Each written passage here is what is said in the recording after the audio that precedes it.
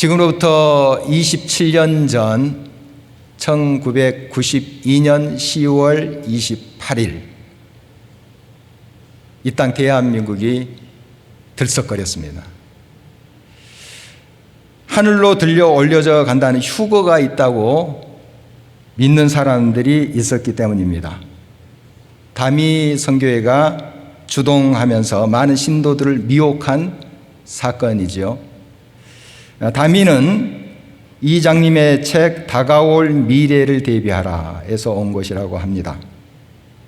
그는 1978년 어네스트 앵글리의 랩처드라는 책을 번역을 했어요. 휴거라는 이름으로 이제 번역을 했는데, 휴거는 들려 올라가고 뭐 이렇게 흥분이 되고 뭐 이런 의미가 있다고 해요. 어떻든 저명한 기독교 출판사에서 그 책을 폈습니다. 지금도 아주 좋은 책들을 펴내는 출판사예요. 그 당시만 해도 웬만한 우리 크리스찬들은 그 책을 많이 읽었을 거예요. 저도 읽었었는데요. 참 감동이 되고 도전이 많이 됐어요. 또 예수님 재림하시니까요. 또 성경 말씀에 또 근거해서 또 소설을 앵글리가 쓴 것이거든요. 그걸 이제 번역한 책이라 참 많은 또 울림이 있었다 봐요. 그런데 이제 시간이 지나자 이 이장님이란 사람이 시한부 종말론을 이야기하게 된 거예요. 처음에는 그러지 않았어요. 근데 시간이 지나자 시한부 종말론을 이야기하는데, 이게 뭔가 하면 몇 년 몇 월 며칠에 예수님이 재림한다 이런 소리예요. 성경에는 우리 하나님 아버지 외에 그 누구도 예수님이 재림하는 때와 그 시를 알 수 없다고 해요. 예수님 재림하십니다. 반드시 약속대로 이 땅에 오세요. 그렇지만은 확실히 언제다 이렇게 이야기하지 않습니다. 늘 준비하고 있어라 이런 말씀을 하시죠.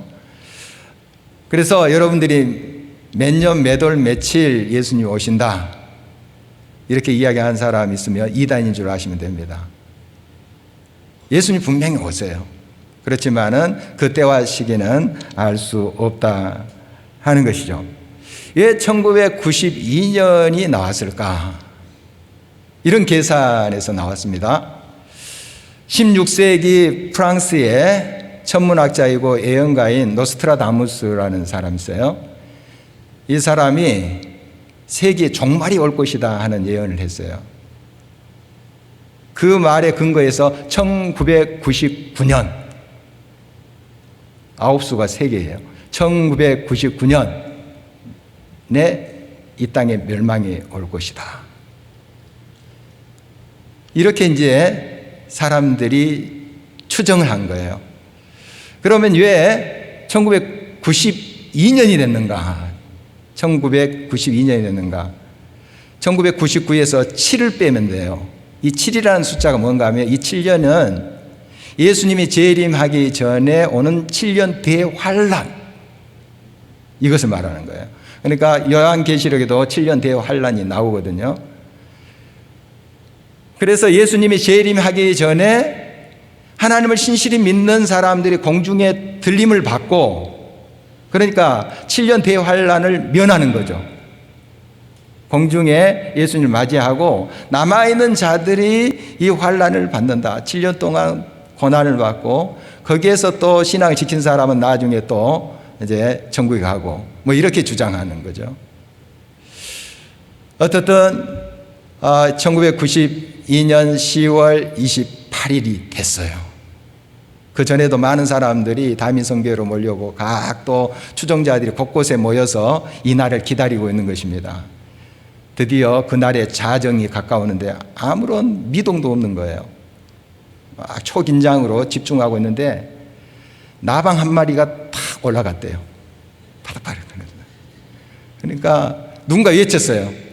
나방이 휴거됐다 하니까 사람들이 뭐냐 그쪽인가 하고 우르르 또 몰려가는 해프닝도 일어났다고 해요. 그래서 그 다음 날 이제 휴거는 일어나지 않았죠. 어떤 취재 기자가 한 명 코멘트가 지금 알려져 있습니다. 이들은 하늘나라가 아닌 집으로 돌아갔다. 휴가가 되는 그 날 한 달 전에 이 장님은 구속이 됩니다. 사기죄, 외환관리법 위반이죠. 워낙에 여기에 대한 그 날짜에 대한 확신이 없었던 사람이에요. 근데 자꾸 또 추종자들이 막 뒤에서 이날이다 이날이다. 한 고등학생의 이야기예요. 애언이에요. 애언가인 한 고등학생이 1992년 10월 28일이다.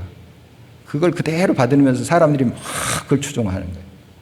확신도 없으면서 사람들의 금품을 갈취한 그런 사기 사건이죠.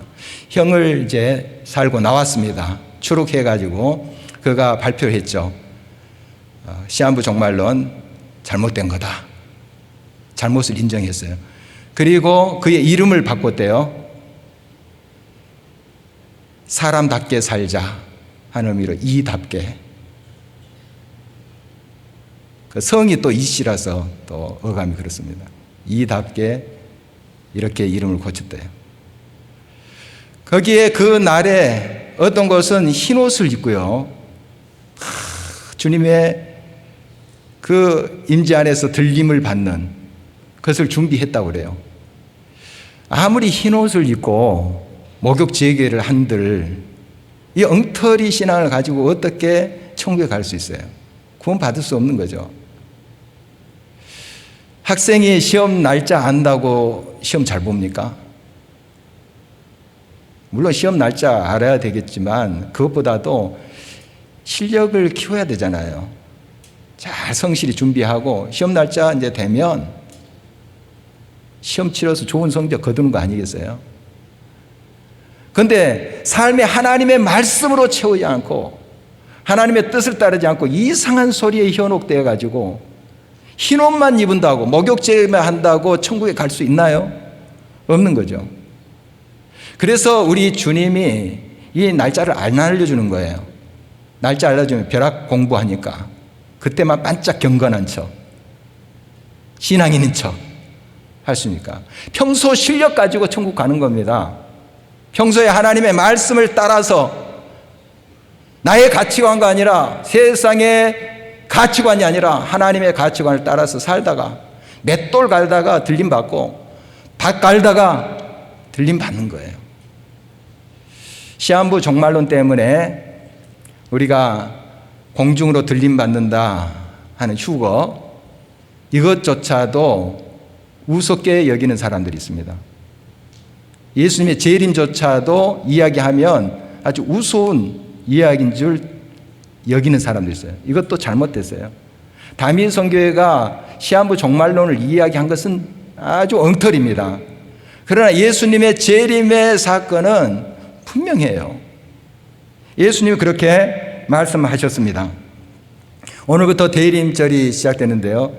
이 대림절은 예수님이 이 땅에 오셔서 우리 같은 몸으로 사시고 고난당하시고 십자가에 달려 돌아가시고 피 흘리심으로 우리를 깨끗게 하셨잖아요. 그리고 우리가 구원의 백성이 된 것입니다. 이것을 깊이 묵상하는 또 절기라고 볼 수 있어요.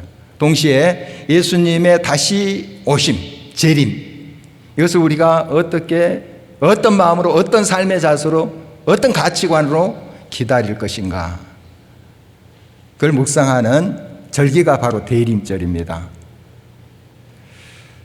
바로 예수님은 다시 오세요. 약속대로 오십니다. 마태복음 25장 보면 양과 염소의 비유가 나오는데요. 그 심판에 대한 말씀을 하고 있어요. 앞으로 심판의 날이 있을 것이다.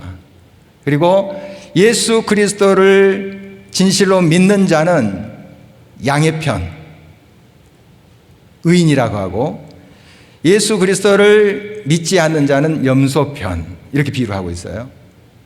심판, 형벌 받는다 하는 것이에요. 예수님은 요한복음 14장 1절에서 3절에 이렇게 제자들에게 말씀하고 계십니다. 너희는 마음에 근심하지 말라. 하나님을 믿으니 또 나를 믿으라. 내 아버지 집에 거할 곳이 많도다. 그렇지 않으면 너희에게 일렀으리라. 내가 너희를 위하여 거처를 예비하러 가노니 가서 너희를 위하여 거처를 예비하면 내가 다시 와서, 재림입니다. 내가 다시 와서 너희를 내게로 영접하여 나 있는 곳에 너희도 있게 하리라. 예수님 분명히 말씀하셨어요. 부활 승천하시고 다시 오신다. 우리가 사도신경도 고백하잖아요. 다시 오신다. 재림은 분명히 있습니다. 사도행전 1장 10절에서 11절 말씀을 보면 예수님께서 이제 부활 승천하실 때에 흰옷 입은 두 사람 나타나요. 천사입니다. 천사가 이렇게 말하고 있어요. 갈릴리 사람들아 어찌하여 서서 하늘을 쳐다보느냐. 너희 가운데서 하늘로 올려지신 이 예수는 하늘로 갔음을 본 그대로 오시리라 하였느니라. 오신다. 반드시 오신다. 사도 요한도 계시록 1장 7절에 볼지어다 그가 구름을 타고 오시리라. 각 사람의 눈이 그를 보겠고 그를 찌른 자들도 볼 것이요 땅에 있는 모든 족속이 그로 말미암아 애곡하리니 그러하리라. 아멘. 사도 바울도 데살로니가 전서 4장 16절 17절에 이렇게 말하고 있습니다. 주께서 호령과 천사장의 소리와 하나님의 나팔 소리로 친히 하늘로부터 강림하시리니 그리스도 안에서 죽은 자들이 먼저 일어나고 그 후에 우리 살아남은 자들도 그들과 함께 구름 속으로 끌어올려 공중에서 주를 영접하게 하시리니 그리하여 우리가 항상 주와 함께 있으리라. 여기서 휴거가 나온 거예요. 공중에 끌어올려. 휴거란 말이 들린다 하는 뜻 아니겠습니까? 그래서 휴거 자체 그 명칭을 다미성교에서 써서 그렇지 하늘로 들림 받는다 하는 표현은 틀린 게 아니에요. 예수님의 재림 틀린 게 아니에요. 그 이상한 소리가 아닙니다. 여러분 재림을 우리가 고대해야 됩니다. 예수님 다시 오심을 간절히 바라야 돼요. 그리고 우리의 삶 속에 항상 이 주님 다시 오심을 준비해야 되죠. 성경은 계속해서 이 말씀을 우리에게 주고 있습니다. 바로 이 말씀대로 심판의 날은 다가오는데 이 날은 구원의 날이자 형벌의 날이에요. 예수 그리스도 안에 있는 자는 구원받는 날이지만 예수 밖에 있는 자들은 심판, 형벌이 있는 날이에요. 그 날이 이 마지막 날 예수님의 재림의 날입니다. 그 날은 반드시 오는데요. 어떤 사람이 구원을 받을까요? 바로 이마에 인을 받은 자들이에요. 그 인은 하나님의 인, 도장을 받은 자들입니다. 벌겋게 단 쇠를 이마에 찍는 그게 아니에요. 그런 모습이 아니에요. 이게 뭘까요?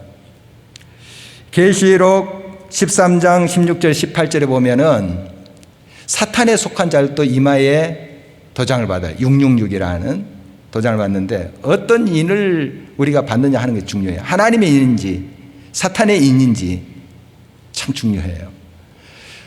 그 인을 받는다는 건 뭔가요? 우리가 어떤 가치관으로 사는가 하는 거예요. 우리의 사고의 틀.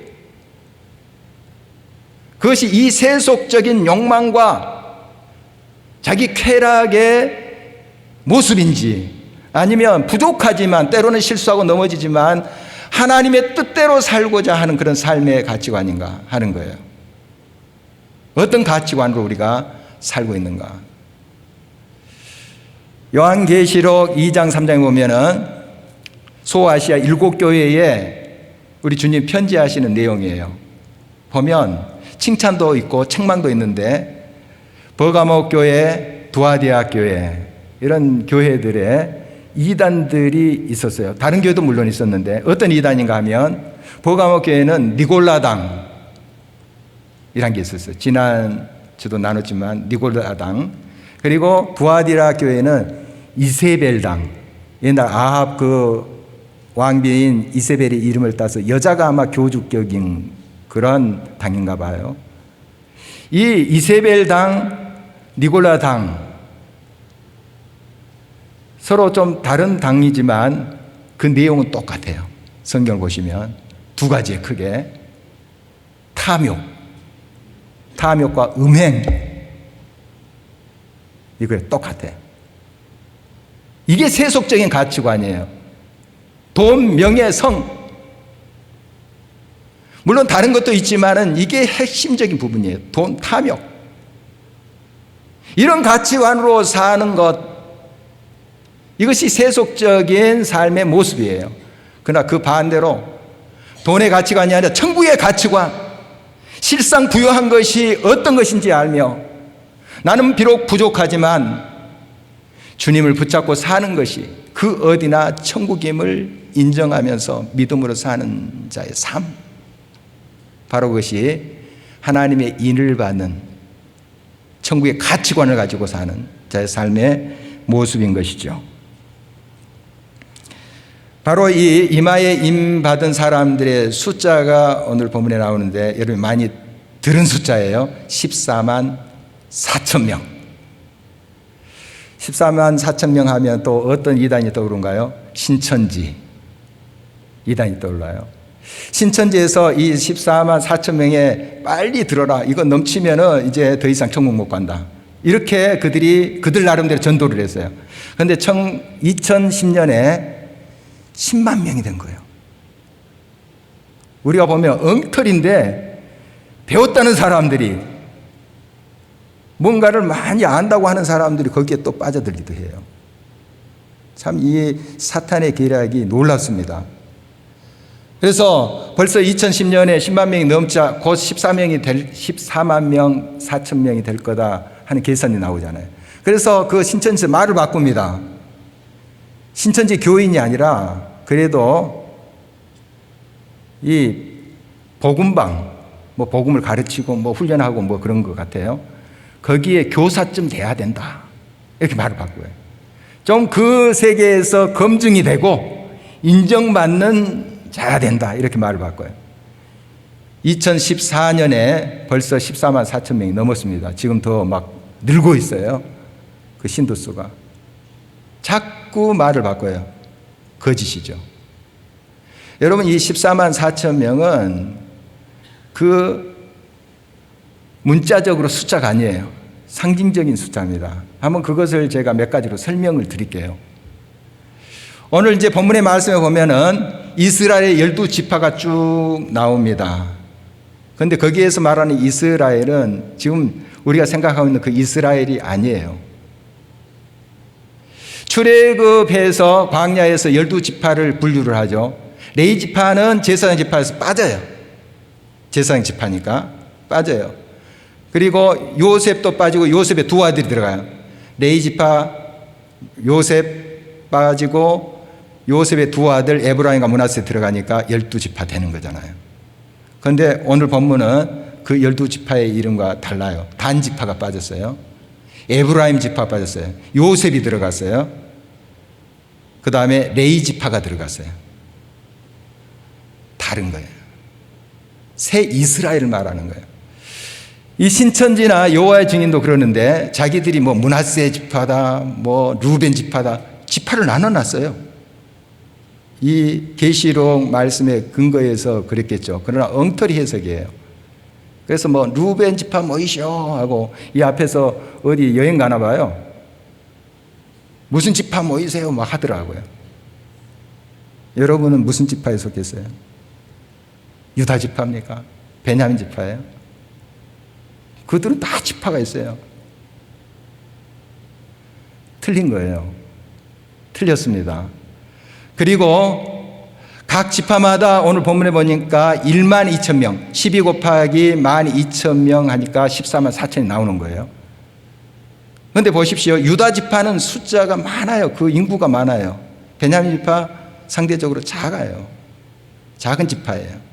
숫자가 적은 그런 지파예요. 그런데 똑같이 1만 2천 명 할당제입니까? 구원받은 사람을 딱 해놓고 차출하라. 12,000명 각 지파에서. 그 이상은 안 돼. 천국 공간 모자라니까. 엉터리잖아요, 여러분. 각 지파 12,000명씩 할당해가지고 그 숫자만 천국 간다. 여러분, 상징적인 숫자. 그 다음에 따라오는 말씀, 각 나라와 방과 백성과 여러 족속들의 셀 수 없는 수가 흰옷을 입고 종려나무를 가지고 하나님 보좌 앞에서 찬양하는 모습이 나와요. 여러 또 해석이 있지만 바로 구원받은 백성들을 말하는 게 14만 4천도 그렇고, 이 셀 수 없는 구원받은 백성들이 흰옷을 입고 하나님을 찬양하고 있는 모습이에요. 각 나라와 방은 족속이에요. 인종 뛰어넘습니다. 유대인들만이 아니에요. 지금 우리가 생각하는 이스라엘 사람들만이 아니라는 거였죠. 여러분, 바로 이렇게 예수 그리스도를 영접하고 세상의 가치관을 버리고 하나님의 가치관 속에 살고 결단하며 때로는 부족하고 넘어지고 모자라지만 다시 한번 하나님 앞에 고백하면서 예수 그리스도의 힘을 입어서 예수 그리스도의 보혈의 능력을 믿고 나아가는 그 길에 있는 자들, 바로 이러한 자들이 우리 주님께서 인정하시는 하나님의 인을 받은 자들의 모습입니다. 우리가 완벽해서가 아니에요. 주님을 의지하고 우리의 나약함을 고백하며 주님 앞에 온전히 나아가는, 주님의 힘을 입어서 주님의 가치관에 따라서 살고자 하는 그런 결단과 삶의 실천이 있는 사람들, 바로 저와 여러분들을 향하여 이마에 하나님의 인을 받은 자다, 이렇게 말하고 있는 것입니다. 이제 예수님께서 이런 많은 흰옷 입은 사람들이 천국에서 찬양하는 모습을 또 사도 요한을 통해서 보여주고 계십니다. 바로 이 흰옷 입은 구원받은 백성들이 천국에서 그 구원을 노래해요. 오늘 본문에 보니까 막 큰 소리로 찬양을 합니다. 그 다음에 보니까 천국에 있는 천사들, 그리고 24장로들 네 생물이 있어요. 하나님을 호위하는 그러한 존재들이에요. 그들도 막 하나님을 찬송해요. 여기서 찬송 받으시는 분은 오직 보좌에 앉으신 이와 어린 양 삼일체 하나님이세요. 삼위일체 하나님 한 분이세요. 그 누가 경배를 받지 않아요. 베드로도 아니에요. 바울도 아니에요. 오직 삼일체 하나님께만 영광을 돌리고 있어요. 그런 모습이죠. 얼마나 놀라운 광경입니까? 천군 천사도 찬양하고 구원받은 백성도 흰옷을 입고 종려가지를 흔들면서 막 찬양하는 모습, 서로 교송을 하고 있습니다. 주고받으면서. 이게 천국의 모습입니다. 이 흰옷 입은 사람들, 어떻게 그 옷이 휘어졌을까요? 오늘 본문은 계속해서 이렇게 말합니다. 큰 환난을 거쳐서 나온 자들이고 그들의 옷을 예수 그리스도 어린 양의 피로 씻었다. 그래서 희게 됐다. 이렇게 말하는 거예요. 그러니까 문자적으로 해석하면 피의 옷을 씻으면 어떻게 돼요? 근데 희게 됐다는 거잖아요. 물론 이 계시록 말씀은 다 상징적인 언어로 해석할 수는 없습니다. 어떤 분야는 문자적으로도 해석해야 돼요. 그러나 이런 상징적인 언어조차도 문자적으로 해석할 때 문제가 많이 발생합니다. 예수 그리스도의 피로 깨끗하게 됐다, 흰옷이 됐다 하는 것은 바로 우리의 삶이 정결케 됐다, 새로운 피조물이 됐다 하는 뜻이에요. 우리의 의도 아니고 우리의 노력도 아니에요. 우리의 나약함과 우리의 죄성을 겸손히 인정하고 주님 없으면 내가 거룩하게 될 수 없습니다. 구원받을 수 없습니다. 철저히 주님 앞에 우리 자신의 나약함을 고백하고 손들고 나올 때 주님은 그것을 의로 여겨주십니다. 의롭게 칭하신다는 거예요. 그래, 깨끗하다. 예수 그리스도의 보혈로 우리를 정결케 해준다는 것입니다. 환난을 거쳐 나온 자들이다 이렇게 말씀하시는데, 물론 박해, 여러 어려움, 그것이 환난이 있었는데 또 하나가 뭔가 하면 유혹이에요. 유혹. 이게 더 사실 무섭습니다. 박해, 환난, 어려움, 이것보다 유혹이 더 무서워요, 사실. 우리가 몇 번 북한 성도들과 남한 성도들 비교하잖아요. 북한 성도 박해 지금 받고 있잖아요. 참 어려워요. 그런데 그 모든 박해를, 그 어려움을 목숨 걸고 통과해요. 통과합니다. 물론 다 그런 건 아니겠지만 얼마나 순수합니까? 참 힘들겠죠. 고통스럽겠죠. 우리 남한의 성도들 자유롭게 예수님 믿을 수 있어요. 그런데 유혹이 많아요. 유혹이 많습니다. 제대로 예수 믿기가 더 힘들어요. 이게 더 무서운 거예요. 이 모든 세상적인 가치관이 우리를 잠식하고 우리를 막 근본부터 흔들고 있어요. 거기에 많은 크리스찬들이 넘어가고 있어요. 교회들이 넘어가고 있어요. 이게 바로 이마에 세상의 인을 맞는 거예요. 사탄의 인을 맞는 것입니다. 여러분, 예수 그리스도의 말씀을 항상 품고 말씀의 가치관으로 가야 돼요. 완벽할 수는 없지만 우리가 예수 그리스도의 완벽하심을 믿고 의지하고 주의 도우심을 향하여 갈 때 주님 미쁘시고 오르사 우리 죄를 깨끗이 씻어주시고 양털같이 흰 눈같이 우리 죄를 씻어주십니다. 하얗게 해주세요. 정결케 해주세요. 그래서 늘 우리 주님 앞에 고백하면서 겸손히 엎드려야 됩니다. 주님 도와주세요. 함께 해주세요. 이런 믿음으로 갈 때 주님은 반드시 여러분의 삶 속에 함께 하십니다. 바로 우리는 이러한 믿음으로 응답할 때 하나님께서 또 우리의 삶의 근본적인 그러한 부분뿐만 아니라 삶의 여러 부분에서 우리를 고쳐가십니다. 이 옷이라는 건 우리의 삶의 패턴, 모양, 이것을 말해요. 흰 옷이라는 것은 거룩한 삶, 이렇게 해석될 수 있죠. 그냥 흰 옷 입고 목욕 제기한다 해서 천국 가는 게 아니잖아요. 우리의 삶이 변해야 돼요. 하나님의 선하시고 기뻐하시고 온전한 뜻이 무엇인가를 분별하여서 우리의 삶을, 우리의 몸을 영적 예배로 드리는 삶, 바로 이것이 흰 옷 입은 자의 삶의 모습입니다. 이런 자들이 천국에서 어떻게 또 비춰지고 있나 하는 것이 계속 말씀에 이어지고 있는데요. 하나님을 섬긴다 그래서 보좌 앞에서 이거 예배하는 거예요. 예배하고 찬양하고 한가 동시에 또 그곳에는 목마름도 없고 주림도 없대요. 고통이 없어. 더 이상 눈물도 없어요. 우리 하나님께서 눈물을 다 씻어주십니다. 이제 참된 평안과 기쁨만 있는 곳이에요. 그리고 또 한 가지는 우리 어린 양 예수께서 생명수 샘물로 우리를 인도하신다. 영생의 복을 누릴 수 있는 것이 천국이죠.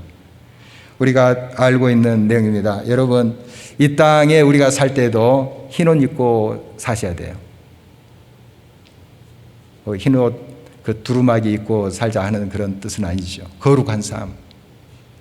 정말 세상의 가치관을 버리고 세상의 방법대로 사는 것이 아니고 돈, 탐욕, 성적 타락, 자기를 내세우는 명예 추구하는 그 삶을, 그런 가치관을 벗어버리고 주님 중심으로, 말씀 중심으로, 부족하지만 주님 나를 다스려 주십시오. 나를 통해서 주의 영광이 드러나게 해 주십시오.